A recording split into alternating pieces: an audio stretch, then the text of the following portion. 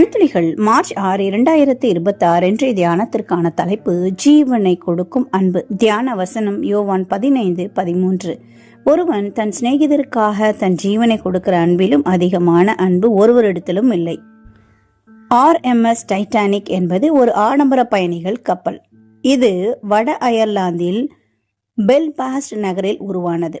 அக்காலத்தில் மிகவும் மேம்பட்ட தொழில்நுட்பத்தை கொண்டு கட்டப்பட்டதாகவும் அது மூழ்கவே முடியாததெனவும் கருதப்பட்டது. அவ்வளவு பாதுகாப்பானது. ஆனால் டைட்டானிக் கப்பல் தனது முதல் பயணத்தின் போது ஏப்ரல் 14, 1912 இரவு 11:40 மணிக்கு வட அட்லாண்டிக் பெருங்கடல்ல பனிப்பாறை ஒன்றுடன் மோதியது.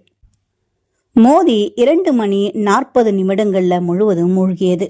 அக்கப்பல்ல பயணம் செய்த ஜான் ஹார்பரின் கடைசி நிமிடங்கள் நம்மை ஆச்சரியத்துக்குள்ளாக்குகிறது. ஜான் ஹார்பர் 1872 பிறந்தார். 13 வயதுல இயேசு கிறிஸ்துவை ஏற்றுக்கொண்டார். 18 வயதுல பிரசங்கத்தை தொடங்கினார். திருமணமான 4 ஆண்டுகள்ல மனைவி மரித்து போனார்கள். நீனா என்ற பெண் குழந்தை இருந்தது. ஜான் ஹார்பரும் சகோதரியும் மகளும் 1912 ஏப்ரல் 12 டைட்டானிக் கப்பல்ல பயணம் செய்தார்கள். கப்பல் பனிப்பாறையில மோதி மூழ்க ஆரம்பித்தவுடன் மக்களை இறப்பதற்காக தயாராக இருக்குமாறும் அறிவுறுத்தியதாக உயிர் பிழைத்தவர்கள் பின்னர் தெரிவித்தனர். மரண பயத்தோடு போராடி கொண்டிருந்த மக்களுக்கு நற்செய்தியை, கர்த்தராகிய இயேசு கிறிஸ்துவை நம்பு, நீ ரட்சிக்கப்படுவாய் என்று பிரசங்கித்தாராம். தனது சகோதரியையும் மகளையும் உயிர் காக்கும் படகுல ஏற்றிவிட்டாராம். தான் அநேகரை கிறிஸ்துவிடம் வழி நடத்தினார். அச்சமயம் ஒரு வாலிபன் தண்ணீரில் மூழ்கி கொண்டிருந்தானாம். தன்னுடைய லைஃப் ஜாக்கெட்டை அவனுக்கு கொடுத்து, என்னை விட இது உனக்கு அதிகம் தேவை என்று கூறி, கிறிஸ்துவை பற்றிக்கொள், பரலோகில் உன்னை சந்திப்பேன் என்று சொல்லி தண்ணீருக்கு அடியில் காணாமல் போனாராம். மீட்கப்பட்ட அந்த நபர் ஒரு துண்டு பிரசுரத்தில் தனது மத மாற்றத்தின் சாட்சியையும் ரட்சிக்கப்பட தேவன் இவ்வூ உலகில் வந்தார் என்பதையும் பதிவு செய்தார்.